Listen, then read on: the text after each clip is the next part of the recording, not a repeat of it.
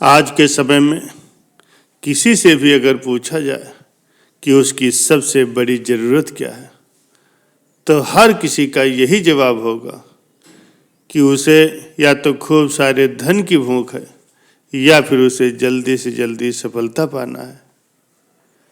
लेकिन कोई भी इनसे परे प्रेम और आनंद की प्राप्ति की कामना नहीं करता। प्यारे सज्जनों, आज का सत्संग भी इसी टॉपिक पर है। 3 साधुओं की कहानी हम बताने जा रहे हैं, जो कि हमें जीवन की वास्तविक सच्चाई से अवगत कराएगी। एक बार की बात है, एक औरत अपने घर से निकली। उसने अपने घर के सामने सफेद लंबी दाढ़ी में 3 साधु महात्माओं को बैठे देखा। वो उन्हें पहचान नहीं पाई। उसने कहा, महाराज, मैं आप लोगों को नहीं पहचानती, बताइए आप क्या चाहते हैं। साधुओं ने कहा, बेटी, हमें भोजन करना है।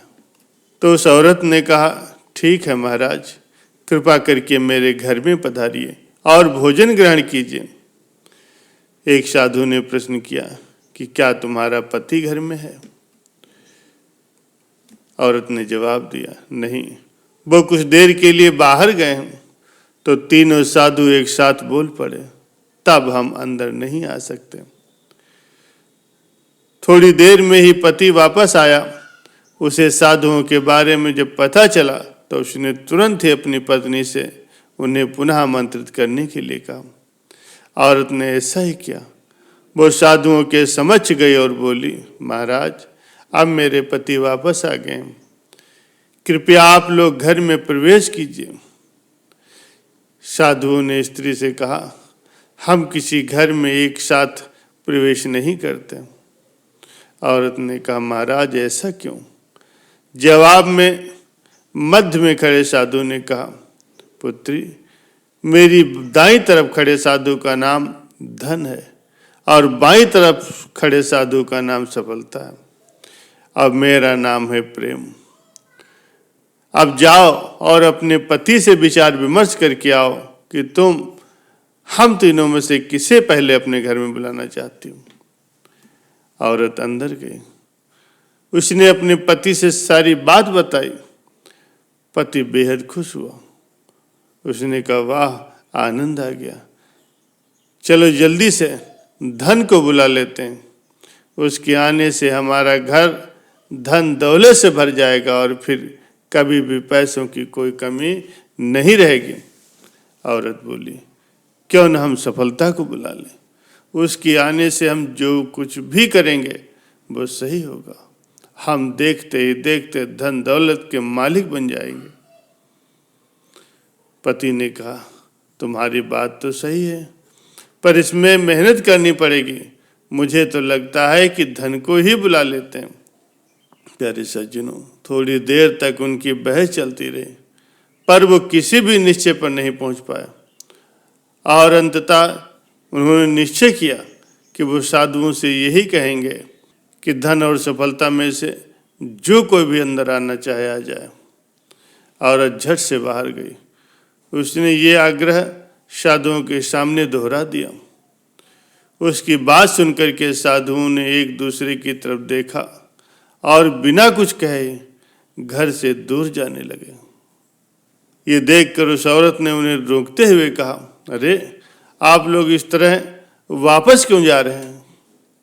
साधुओं ने कहा, पुत्री, दरअसल हम तीनों साधु इसी तरह हर एक द्वार पर जाते हैं, हर घर में प्रवेश करने का प्रयास करते हैं।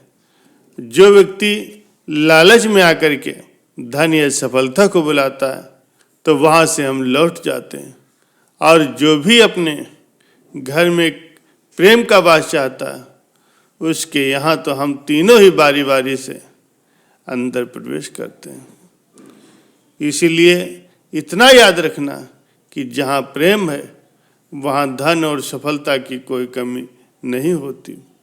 ऐसा कहते हुए धन और सफलता नामक साधुओं ने अपनी बात पूरी की।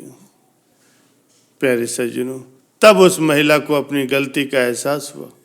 उसने साधुओं के चरणों में गिर करके क्षमा मांगी और उसने फिर से प्रेम नामक साधु को अपने घर में आमंत्रित किया।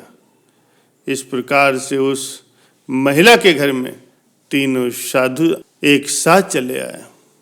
प्यारे सज्जनों, इस कहानी से हमें यही शिक्षा मिलती है कि यदि इंसान लालची न होकर के निस्वार्थ भाव से दूसरों के हित और आनंद की कामना करता है तो निश्चित ही उसे जीवन की वास्तविक सुख शांति की प्राप्ति हो। सच्चा सुख आनंद में ही मिलता है।